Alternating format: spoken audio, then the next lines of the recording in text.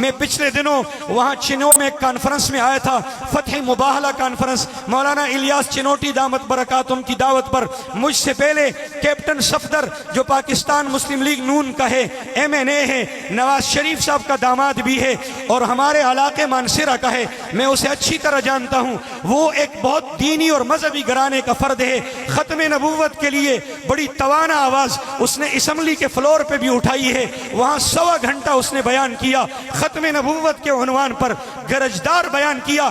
ایک جملہ کہا، میں مولانا نور محمد ہزاروی صاحب کو، ان علماء کو سنانا چاہتا ہوں، وہ جملہ شاید میں نہ کہہ سکوں، میرے لیے مشکل ہے، مولانا نور محمد صاحب نہیں کہہ سکیں گے۔ علماء سوچ سمجھ کر بولتے ہیں، وہ تول تول کے بولتے ہیں، لیکن ایک عام آدمی وہ وجد میں آ کر، عشق میں آ کر وہ بول پڑتا ہے۔ اس نے کہا، میں اگر قبر میں چلا گیا، ظاہر موت تو آنی ہے، اللہ کے روبرو میری پیشی ہوئی، مجھ سے میرے رب نے اگر پوچھا کہ کیپٹن صفدر تو نے میرے نبی کے ختم نبوت کے لیے، ناموس کے لیے کیا کیا ہے، تو میں اپنے جیب سے گرین پاسپورٹ نکال کے دکھاؤں گا اور میں کہوں گا، ربا تیرے نبی کی ختم نبوت کے لیے اسمبلی کے فلور پہ بولا تھا، پھر مجھ پر پابندی لگی، پوری دنیا میں کسی کنٹری میں داخل نہیں ہو سکتا، تیرے نبی کے ختم نبوت کے لیے میں نے یہ قربانی دی ہے۔ پھر کہنے لگا، مجھ سے کئی لوگوں نے کہا عدالت میں جاؤ، وہاں جا کے اس کے خلاف اپیل دائر کر دو، اقوام متحدہ میں درخواست بھیج دو۔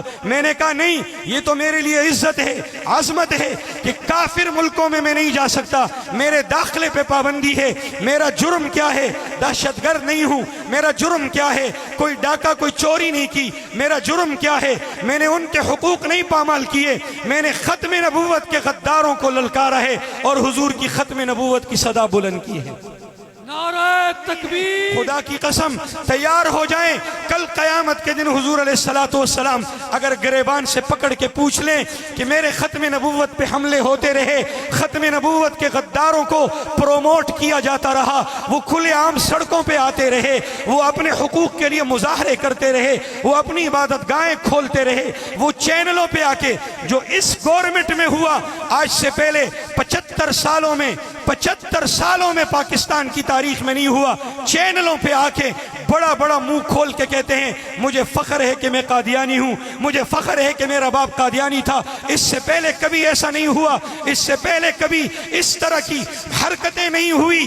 آپ نے ایسے ماحول میں مجھے اذیت ملتی رہی، مجھے ستایا جاتا رہا، آپ نے میری خاطر کیا کیا ہے؟ آپ نے میرے ختم نبوت کے لیے کیا کردار ادا کیا ہے؟ میں تو یہی گزارش کروں گا، ہاتھ جوڑ کے کہوں گا، اس سوال کا جواب اپنے ساتھ عملی طور پر لے کر یہاں دنیا سے ہم چلے جائیں تو ہماری سعادت ہوگی۔